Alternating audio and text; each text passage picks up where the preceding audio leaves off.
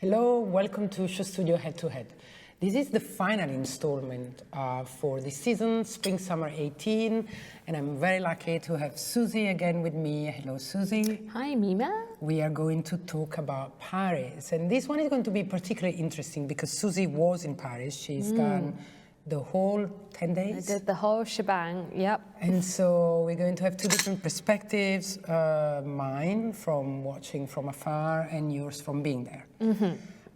Let's start with, like we did last time, with a newcomer. And, you know, the excitement of Paris was over Chloé. Very excited. There was a lot of anticipation, a lot of build-up. I mean, obviously, because, you know, of Natasha's pedigree. She's also, I think, a huge sort of insider's figure in the Paris fashion scene. She's a cool girl, yeah. She's a cool girl. Everyone, like, you know, thinks very highly of her as a person, not just as a designer, but also as a person as well. So there's this real kind of like, almost like a kind of personal entanglement with her as this creative director coming into Chloé.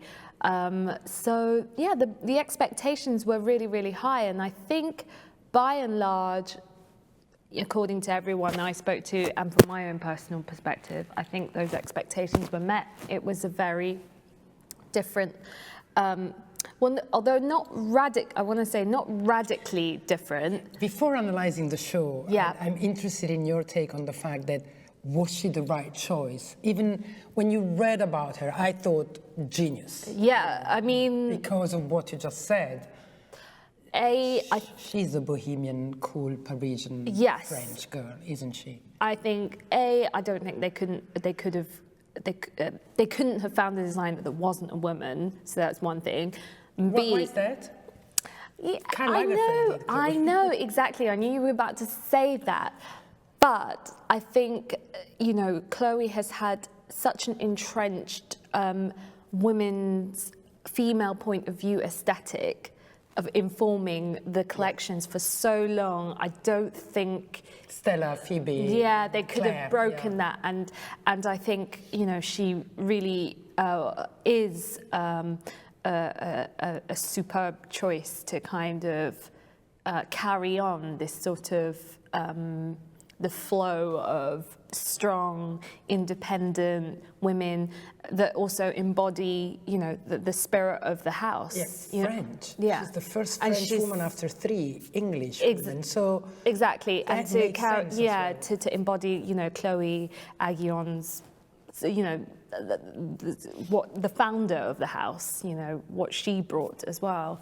So, yeah, I think she, a really inspired choice, I think. But yet, if she embodies that, perfectly said, yet she comes from a much more strict school. I mean, we all know she worked with Nicolas Ghesquière at Balenciaga for a long time and then followed him. She was his number 2, so...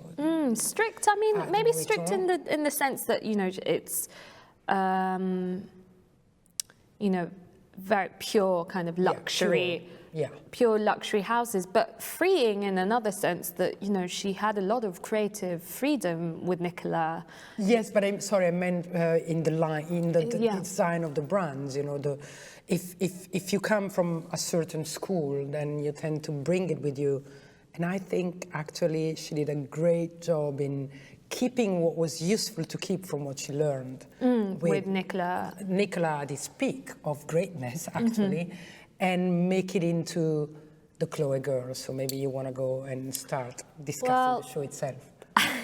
I mean, let's just get it out of the way. You know, when I don't think it was like, unlike the Cavalli thing, I don't think it was actually like a 180, you know, the changes were actually much more kind of subtle and almost sort of got under your skin a little bit, you know. It wasn't that your eyes were like shocked, you know, like, oh wow, like this is, you know, this is like the rebirth of something completely new.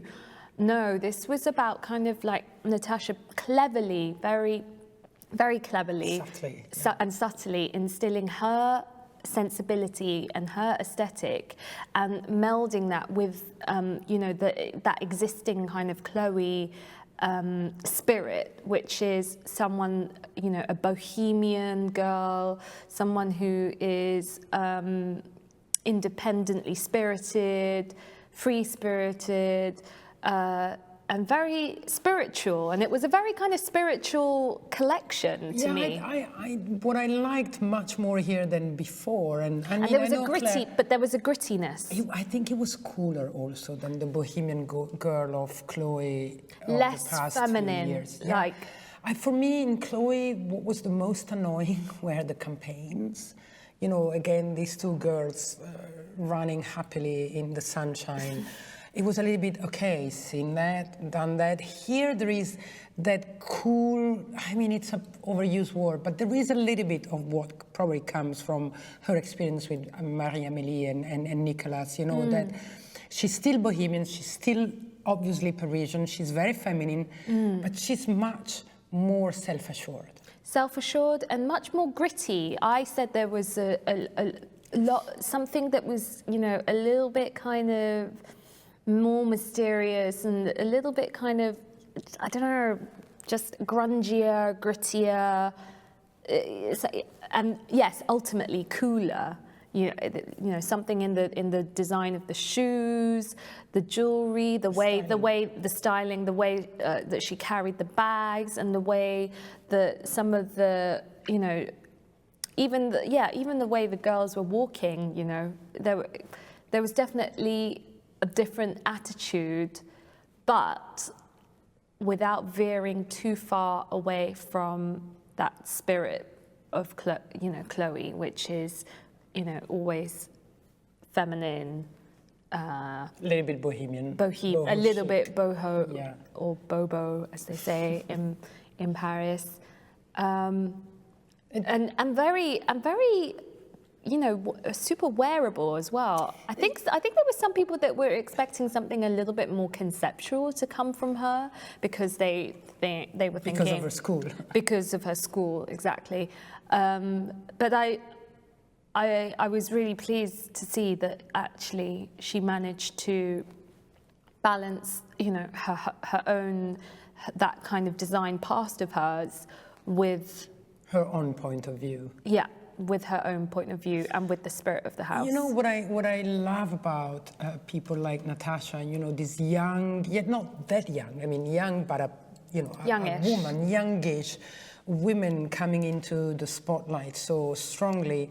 It's the image of the woman, because I mean, I don't want to go into, you know, too much of what's been happening in the past weeks and how women are treated in Hollywood and in fashion, and the, you know, Weinstein / Richardson thing.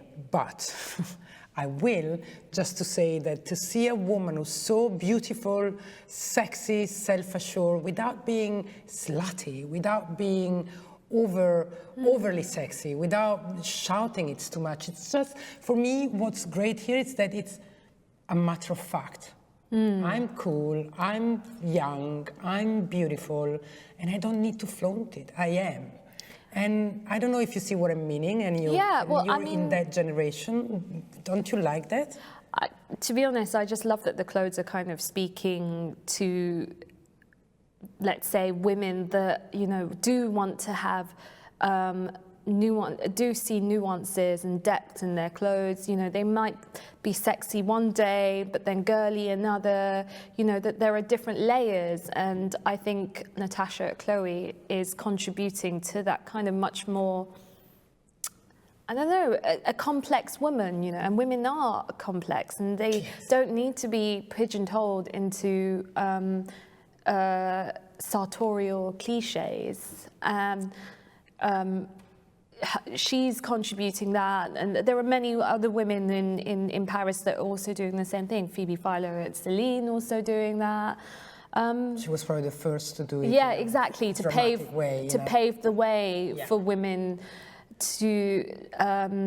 showcase those point of views. And I mean, it is sad, not sad, but like a little bit like, oh, that we have to keep talking about female creative directors, but they still are in the minority. Absolutely, I agree with you.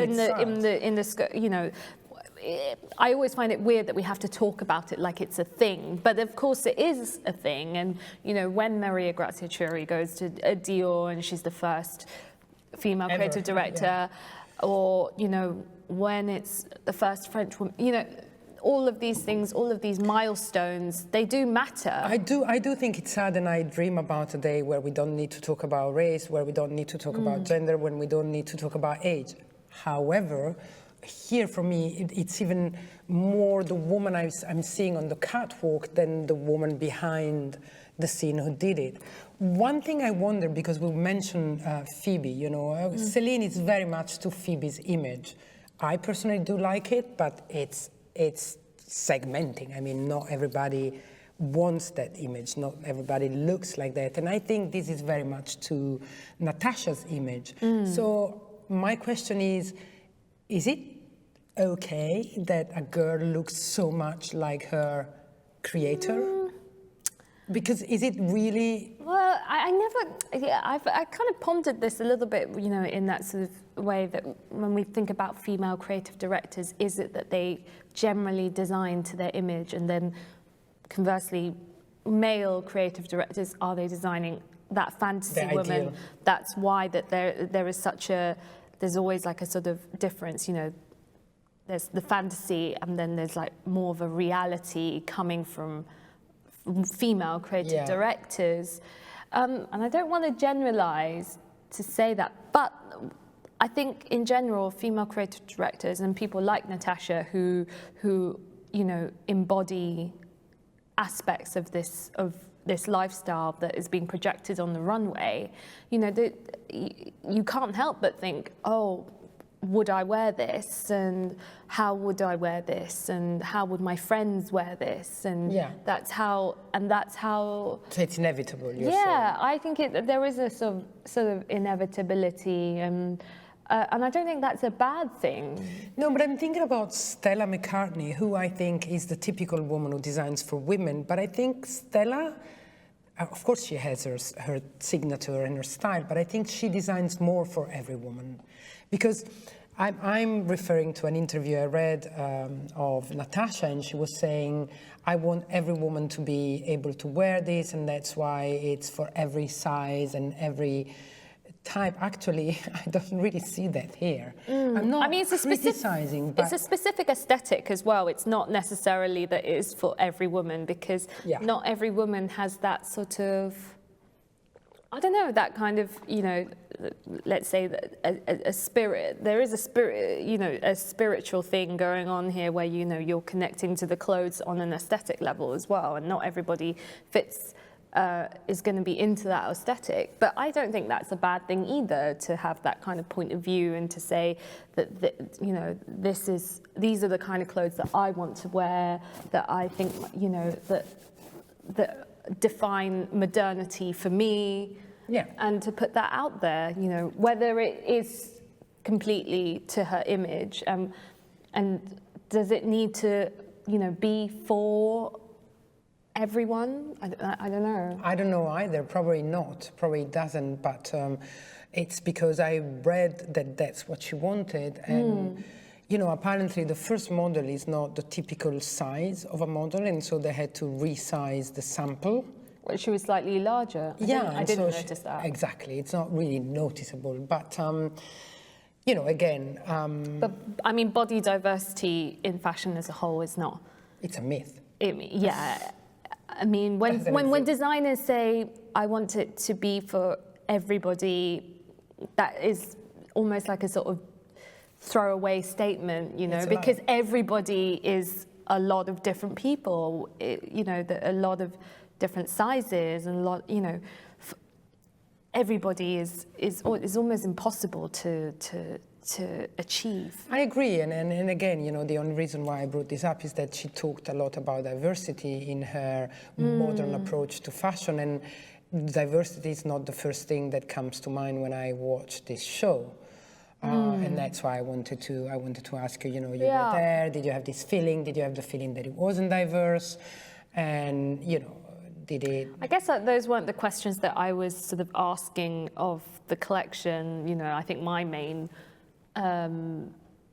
thing was when I was watching it was how has the spirit of Chloe evolved? You know, is this a great evolution? And I think it was, and it is. And I think actually upon seeing it in the Risi, in the showroom, you know, even more seductive actually than it was on the runway. Yeah, because I also heard that it was quite very well made, and there was a lot of crafts in it. A lot of craft, lot of details.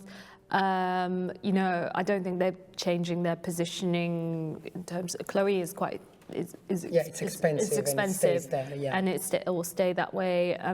But you know, again, things that I would love to wear myself. I'm sure it's going to do well. And you know, reading more and more that younger people are approaching luxury, they're saving money to buy those Gucci loafers, and you know, and so I think the fact that the designers are going back to design for very young people, probably it's the right thing. And I think it will reinvigorate interest in Chloe. Although I think Claire did a really brilliant job at Chloe. Actually, I think she, you know, she really set a sort of an aesthetic, and you know, this collection, whilst moving things on, actually, I think when you see it on the rails in the shops, ultimately it's not going to be like, you're not going to be walking in there. Unlike, you know, when we talked about Cavalli for Milan, you're not going to be walking in there and thinking, whoa, this is completely unexpected. I don't, you know. They can sit together without shocking. Yes, exactly. The kind of, the handover, you know, is sort of much more seamless. But talking about Claire, how did she do at Givenchy? Well, mixed feeling from the critics. Yes, it was mixed, but now I've kind of actually learned a little bit of information about it. I don't know if it's completely verified, but that she didn't necessarily have like a full hand on the collection because the change was, you know, her appointment was super quick, and she, I don't know, it's just something that has been said behind the scenes, whether she, so there was a team, yeah, the team had already started it, and wow, is this necessarily her full vision for Givenchy?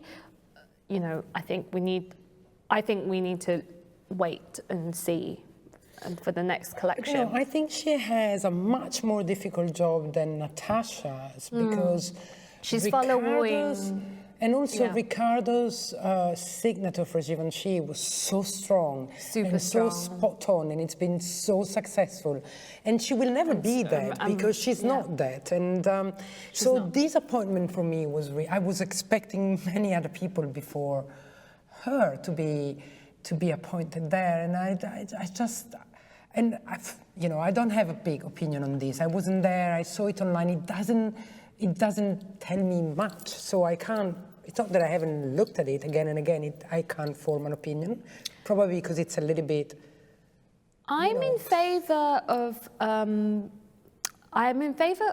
a direction at Givenchy that is maybe more feminine than it has been, and maybe perhaps something that's closer to the roots of the house itself. You know, which, let's say, were all but forgotten when Riccardo was there. What Riccardo did was brilliant, because, you know, he had full creative control over the house, and he really, you know, he went for it in terms of his own aesthetic. Yes. You know? So the aspects that I did like were that, you know, there were little kind of hark back to archive prints. There were things that Claire had picked up on, or maybe not Claire, her team had picked up on, you know, like things like the Sabrina dress that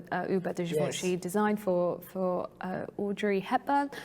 And then there was something maybe much more approachable and down to earth about this collection. And I'm going to say something that is not going to be very popular, but I think it's rather not, I mean, I don't know how to say it, but not beautiful.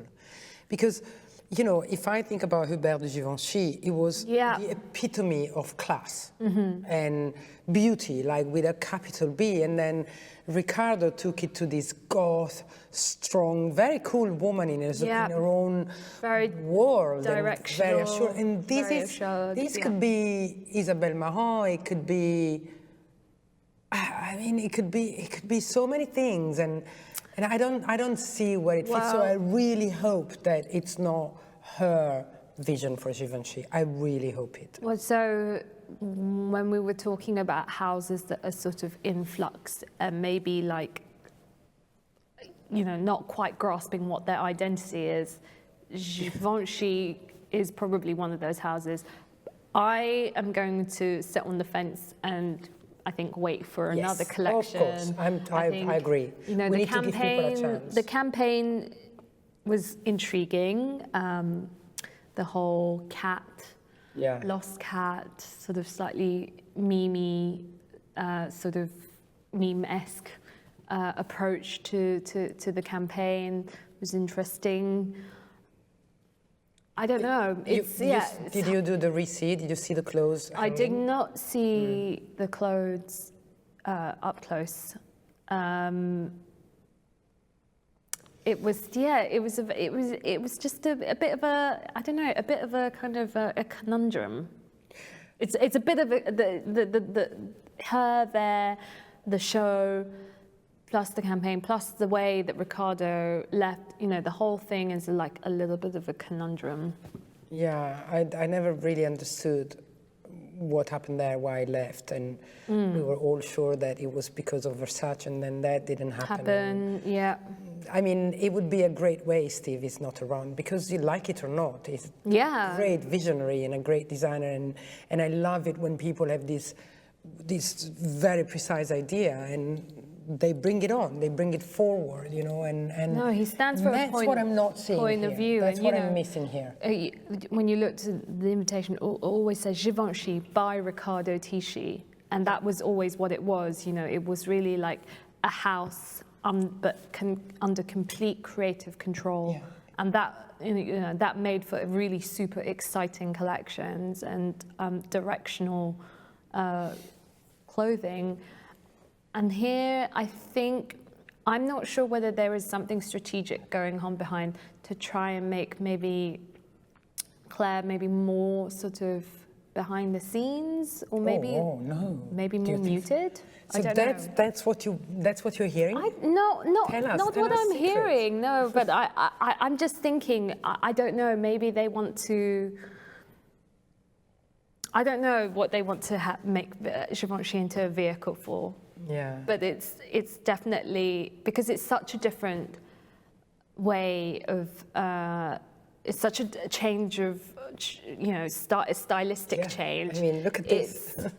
You know, it's kind of, it's kind of difficult to see how. Yeah, I mean, it would be interesting to see her first couture collection, because it's her first couture ever. Yeah. And it's the return of Givenchy in couture. Yeah. Oh no, although I think Riccardo He did, but then he stopped. He stopped so for it's a the little return. bit. Yeah. So, you know, and that's where we're going to see her first point of view. Let's move on, because Paris being Paris, and you've been there, so I have so many questions, but maybe I let you decide. I mean, what stood out for you in the midst? And also, it's the last week of the season, and so... Yeah, I mean, there were so many. I think I've gone through some of them in my... I particularly liked Louis Vuitton this season, and Louis Vuitton was great. Happy about that, because I love Nicolas, and I didn't particularly, you know, think that much about the last one, but this one I thought it was extraordinary. I just thought it was him completely unfettered. Like, I'm going for it, and good. I'm glad gonna. you think so. Yeah, I'm just going to, kind of. So really, really free. I thought it was a really freeing collection. It was something that just felt completely like, okay, I'm not going to care about, making a sensible wardrobe. He's had this sort of idea of making like a wardrobe for the Louis Vuitton woman, the nice jacket, the Which nice I think it polo was neck, dictated the very skirt. much by management. But then here, I just felt like he kind of threw that a bit out of the window and just went for it. I'm just thought, yep, I'm going to put an 18th century frock coat with some, nylon running shorts. But Susie, I and think he's like put some chunky trainers. But I think that the one that did interesting things in the whole month of fashion this season are the one who did exactly that. Because I think customers are going towards who care attitude. They still want to wear beautiful and fashionable clothes, but they want to do it their own way. And so the designers that are getting this, air du temps and the way things are going, they're doing it. Yeah. And so they're mixing and matching and saying, this is who I am and I'm going to do it. And they don't want to follow the dictate of those big. I'm sure that Nicolas wasn't that. I mean, he had freedom of finance. I mean, he can experiment and much more than he did at Balenciaga because of the wealth. But I'm sure he had less creative freedom, and I think I felt it up to today. I don't know. It's been this sort of interesting journey maybe for him at Vuitton because, it's a very different house from Balenciaga. Yeah. The emphasis, of course, is on the accessories. It's really on the bags, on the success of the bags as well. So the clothes, and even when Marc Jacobs was there, it was, the clothes were almost sort of, the shows were memorable, but the clothes, you didn't really see people wearing the clothes on the street.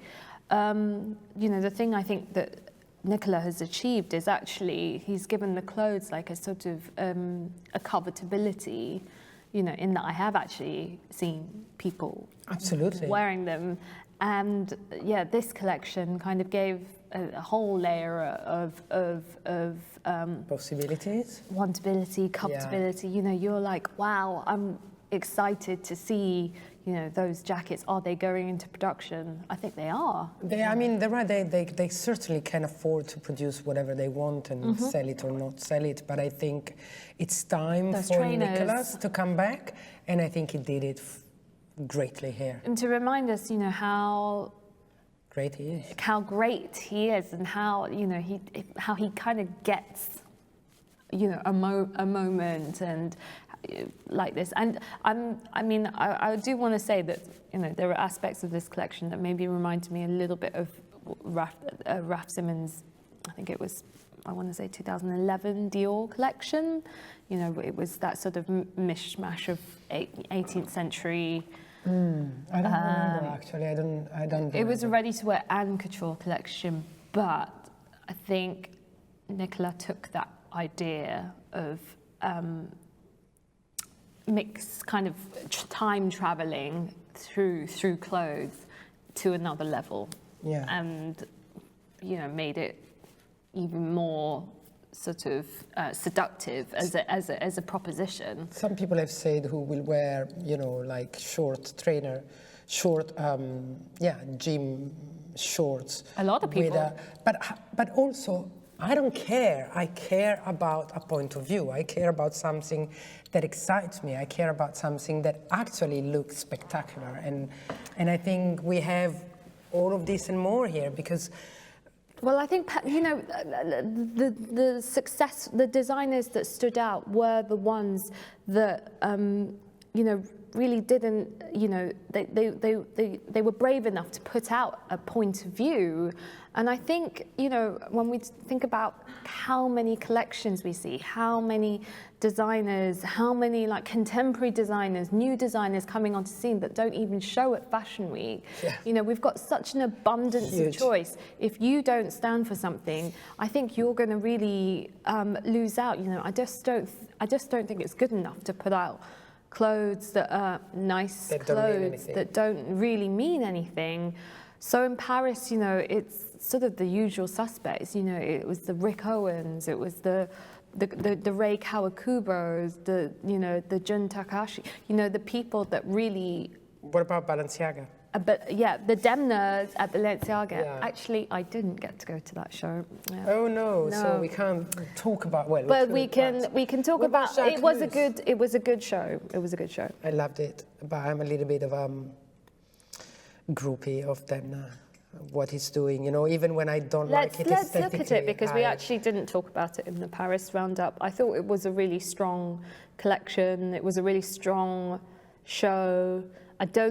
I liked that it wasn't, it was, a lot of people said it was more Vetements.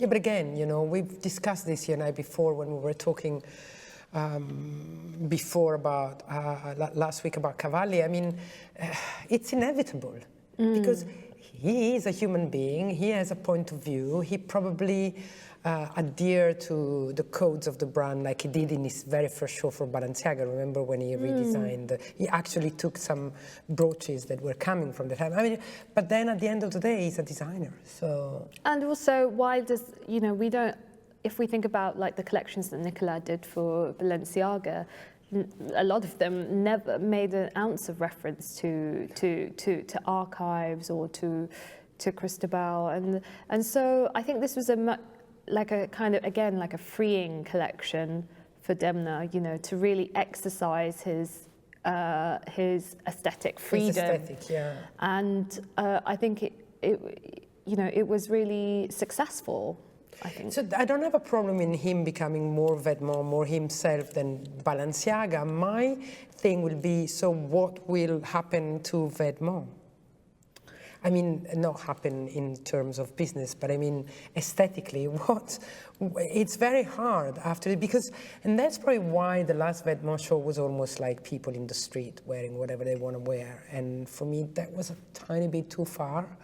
I think it might have gotten to the point where, you know, it kind of really doesn't, not that it doesn't matter what they put out, but, you know, they can afford to be, like, to fall back on the sort of, let's say, the signatures and the staples of Vetements, because they've had such an overwhelming success in a very short period of time. Yeah. You know, they've really, like, that idea of what Vetements is already super entrenched. So it doesn't really matter, like, what they put out. They could, like, they can do that same pair of jeans over and over again, or that oversized trench coat over and over again, and you know, and still make a still have a really strong business out of it. And then Balenciaga is almost kind of like Demna's sort of show platform, you know, like where he can really just, you know, go full throttle with what he believes in, and that's kind of what he did at this last show. Yeah, but he also has to sell, because he belongs to a group that will not let him stay long if he doesn't sell at all. So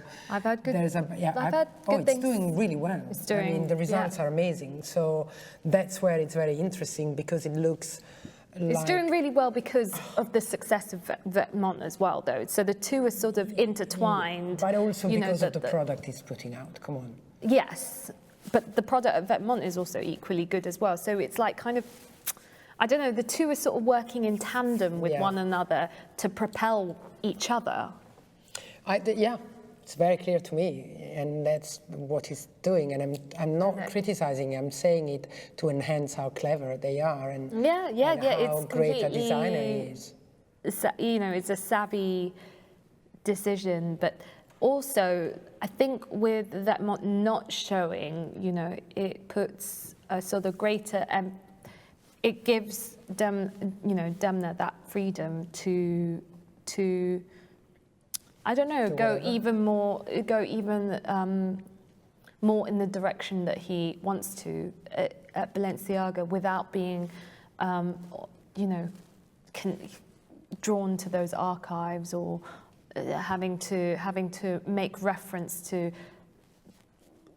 you know, some Cristobal Balenciaga factoid. And it's also very clever, as you said, that he's not showing both brands in the same season, and so. It's like putting a distance to them, a little bit what the Pradas did with Miu Miu, and they didn't want it to be a diffusion line, but so they even changed city, you know, to put a distance. But we don't have much time, and I can't leave this head-to-head without talking about Saint Laurent, because I know I heard you speaking about it, and I know we won't be on the same. Oh, okay. So you actually want a head-to-head opinion. Okay, so I do need to put out a sort of slight disclaimer. Okay. I am good friends with the creative director. Okay. So, but removing that bit of personal bias, I thought it was a really brilliant collection. Okay. And you didn't. Well, it's... Well, okay. I think what he does brilliantly is that, and we can see it in the results, and as everybody knows, I'm more of a business person, so I care about the results. He's doing it brilliantly. I'm a little bit tired of this girl who is practically naked, and I'm not saying it in a moralistic way. I'm not a moralist, but I mean, you need to be very rich, very skinny, extremely beautiful, and go around naked, practically naked. I'm like, no, why? Okay. And I'm a woman, and I want women to be looking refined. So I'm someone that obviously isn't like prancing around with barely any clothes on either, and you know, it's not necessarily like that I would, although actually I would. See, this is the thing, I think he really kind of does persuade the naysayers about, you know, like myself actually, and I am one, and you know, a naysayer about super sexy, super sensual clothing. When you're there looking at the clothes, you're thinking, wow, I could almost want to step out in that super short mini dress that, you know, has the... Maybe I'm just bitter because I can't anymore because of my age. Yeah, or that upside down puffball dress, or a pair, a sort of a lame super short jumpsuit.